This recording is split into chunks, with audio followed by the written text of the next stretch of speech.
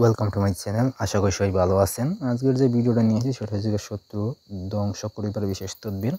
তো আপনার যদি কোনো শত্রু থাকে, তো শত্রু তো অবশ্যই মানুষের আছে, তবে যদি দেখেন যে আপনাকে বেশি কষ্ট দেয় বা আপনার সাথে খারাপ ব্যবহার করে, তো এরকম শত্রুকে যদি আপনি চান যে ধ্বংস করে দিতে, তো তাহলে কীভাবে সেটা ধ্বংস করবেন সেটা আমি বলে দিব আজকের ভিডিওটিতে। তাই ভিডিওটা প্রথম থেকে শেষ পর্যন্ত দেখুন, তাহলে বুঝতে সুবিধা হবে আপনার। তাছাড়া যদি আপনার কোনো ব্যক্তিগত কাজ আমার সাহায্য করাইতে চান, তাহলে স্ক্রিনে নাম্বার আছে, নাম্বারে যোগাযোগ করতে পারেন। ইমো, হোয়াটসঅ্যাপ বা সরাসরি কল করতে পারেন। আমি শতভাগ গ্যারান্টি দিয়ে আপনি সেই কাজটি করে দিব।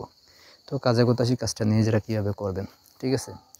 তো যদি কাহারও শত্রু ক্ষতি করিবার জন্য উঠিয়া পড়িয়া লাগে এবং তাহার শত্রুতায় সে অস্থির হইয়া পড়ে, তবে নিম্নোক্ত সূরায় আম্বিয়া, এটা সূরা আম্বিয়ার নকশা।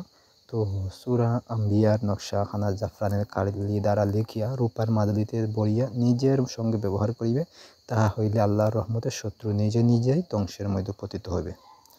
তো নিচে যে নকশাটা দেখতে পাচ্ছেন, এটা হচ্ছে সূরা আম্বিয়ার একটা নকশা। তো এই নকশা দিয়ে আপনি আপনার শত্রুকে ধ্বংস করতে পারবেন।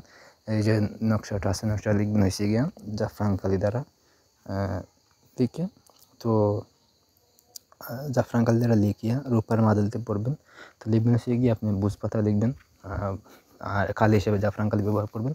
তারপর তাবিজ যখন তৈরি হয়ে যাব, নিচে দিবেন হচ্ছে শত্রুর নাম দিবেন, ব্যবহার করবেন, শত্রুর বাবার নাম ব্যবহার করবেন। ব্যবহার করে তারপর তাবিজটা মাদুলিতে পড়বেন। মাদুলিতে বইটা আপনার শরীরে যে কোনো একটা স্থানে বেঁধে আপনি ব্যবহার করবেন, ঠিক আছে?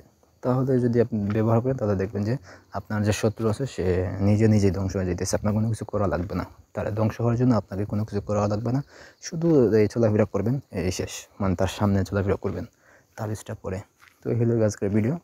ধন্যবাদ সবাইকে। ভিডিওটা যদি ভালো লাগে থাকে একটা লাইক দিবেন, কমেন্ট করবেন আর শেয়ার করে দেবেন, ঠিক আছে? ধন্যবাদ।